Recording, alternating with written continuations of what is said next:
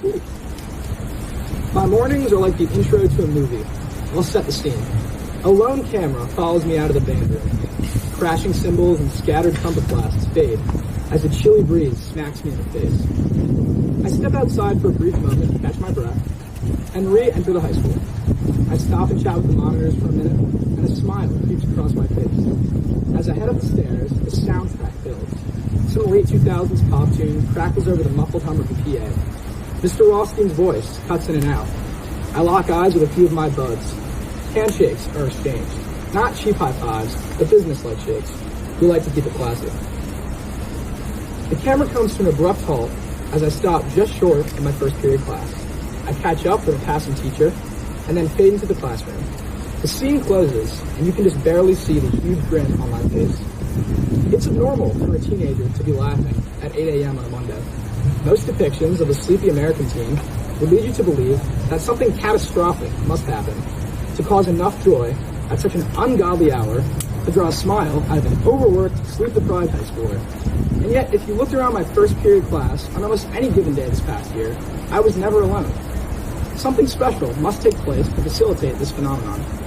Is the tap water in Pelham spiked with some potion that causes intense feelings of happiness and alertness in young adults? Certainly not. Is the oxygen in room 218 mixed with a rare gas that causes temporary memory loss at college application deadlines? I doubt it. The only logical conclusion is that the seniors of Pelham Memorial High School exist in a truly extraordinary place.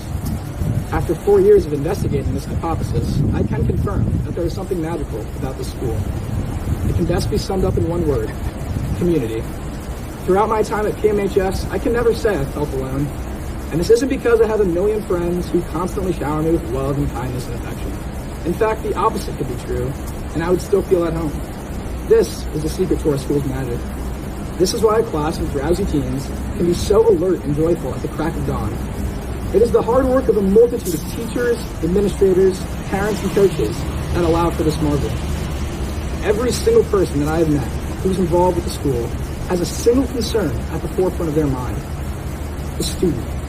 I've sat on countless committees where administrators have actually taken the time to collect student input on critical decisions and then really consider the arguments made.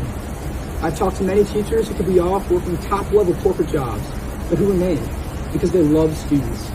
I've had deep conversations with security monitors and custodians who didn't sign up to chat with a 17-year-old kid, but who have no idea how much of an impact they've made on my life.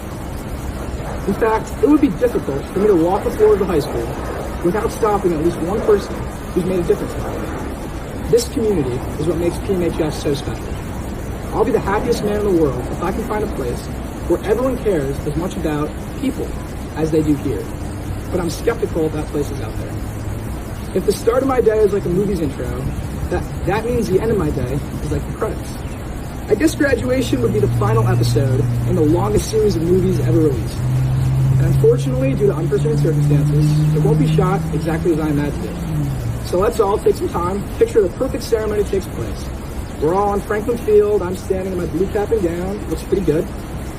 The camera pans from the sunny blue sky, which we didn't really hit on today, to a shot of me with my arms around family and friends posing for a picture.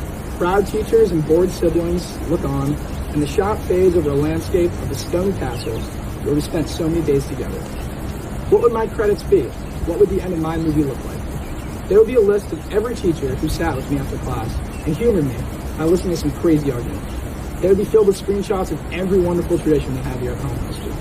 They would acknowledge the employees who gave me my first job, who put in the extra hours, went past their job descriptions, taught me what service meant, and made me the young man I am today.